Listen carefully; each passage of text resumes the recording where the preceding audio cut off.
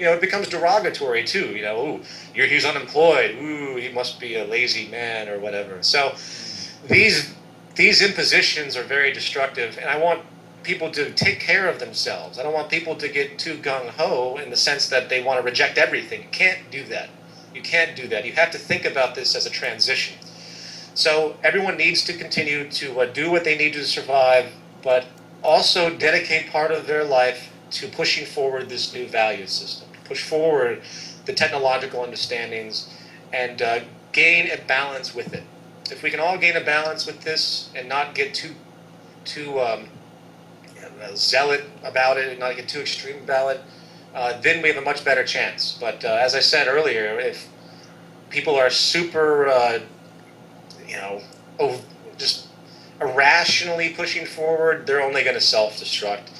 The brightest lights burn out the fastest in something like this. So that's really the best advice I can have. And I talk to people about this all the time. They get frustrated, and I say, look, you're going to have to, this is you're planting seeds in a lot of ways, to think about it like that. When you meet people and you give them a lecture or you give them Jacques' book, you're planting seeds. I never expect someone to fully turn around instantly. It never happens like that. There's far too much indoctrination out there to even consider that it could move that fast. So we're in a very long process here, very long. But it doesn't have to be some type of stressful thing where you say to yourself, oh, well, this won't happen for X number of time, therefore it's just not worth it. Or if I can't experience it in my lifetime, it's just not worth it. Think about the extension of life. I mean, it's really an illusion that I'm just this single individual. This is just a perception that we have as far as matter and mass. So this is a fully interconnected system. And we are in a chain of causality, especially from a parental standpoint. In fact, I'm going to say that. If you're a parent out there and you're frustrated and you don't want to put forward the energy, why don't you put it in the perspective of your child and then think of your grandchild. Think about the world you are leaving for them. And that should solidify people's dedication to this. One thing I often say is the great cathedrals of ancient Europe took generations to build. They didn't have heavy technology back there to build these rock stone cathedrals. So individuals were hired, the masons were hired, they would begin to build, they would exhaust their life or injure themselves. Obviously lifespans were probably a lot shorter back then, but it doesn't matter. And they would die before the completion of the project. And that's the way people need to kind of think about this. I'm not saying that we can't do this quickly. In fact, I think rapid change can emerge, but that's not the way to look at it. You have to be realistic, and you have to find a position that's comfortable and make it a part of your daily routine. And again, not get fanatic about it. So I hope that helps. That's the way I think about it all the time. So that's great. So you're not a big advocate of neo-survivalism, as there are many people in the Zeitgeist movement who are into that. We're always going to be in a transition. We're always going to be in transition. Yeah. That's something that people also don't realize. That we assume this point-to-point relationship, which doesn't exist either. We assume that there's a definitive end of something, and there really isn't. I mean, as far as I'm concerned, people like John Lennon and Martin Luther King and Gandhi are still alive. It's not, the essence of the person is what they contribute to society, in my mind. It isn't their individual personality. It isn't their individual accomplishments. It isn't how much money they've made. That's just absolutely meaningless. It's what they've actually done to stand this test of time in a positive light. And if that's really the way people need to think about it. And back to your original point, balance is the most important attribute, I'd say, for everything.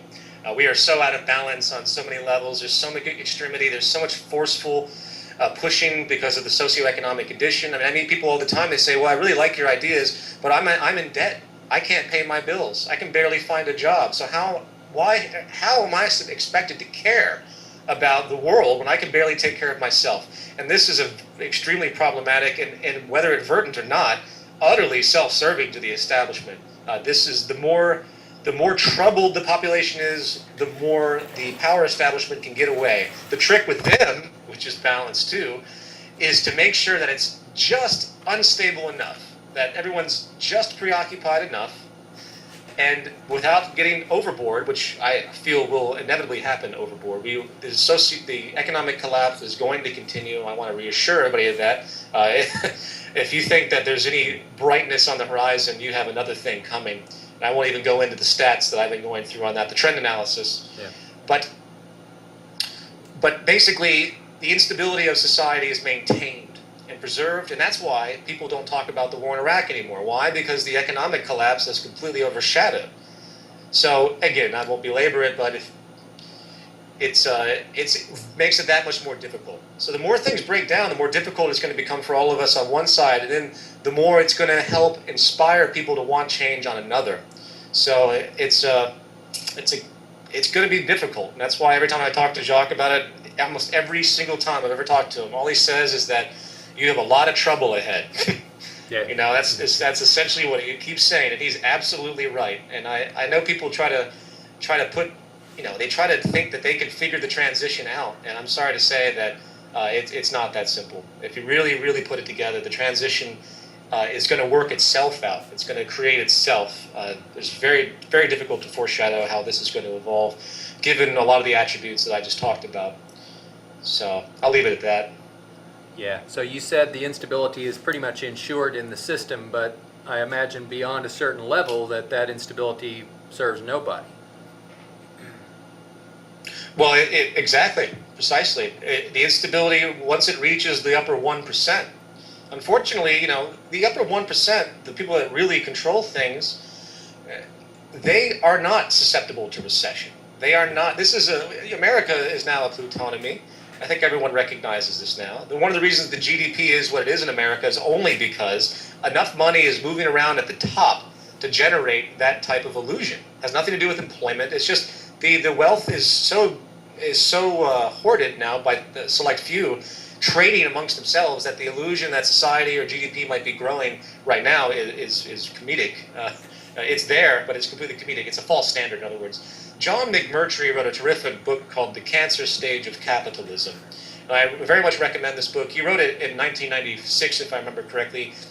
And he was foreshadowing the decline even back then, because he understood the systemic nature of this money on money, interest on interest, debt on debt system that we have in place, this utterly decoupled system that has nothing to do with production, distribution in any direct way. And he truly prophetic. So if anyone wants a very interesting read, he's a very interesting writer as well. I definitely recommend that book. And last I talked to him, he was writing another book. I'm not quite sure when that's going to be out, but he's a brilliant mind, and you can get a very good sense of where we're headed if the system isn't stopped. Now, I want to point this out. While we do have ecological problems on the horizon, the real problem is the economic system, which I've stated repeatedly. And the system can be stopped. It's like a series of dominoes. And the dominoes, you could just put your hand right down and stop the dominoes if you had the power to do so. So I want people to remember that. I want people to remember that the reason that everything is what it is right now isn't the fault of some politician, it isn't even the fault of, the elite bankers or any of that stuff.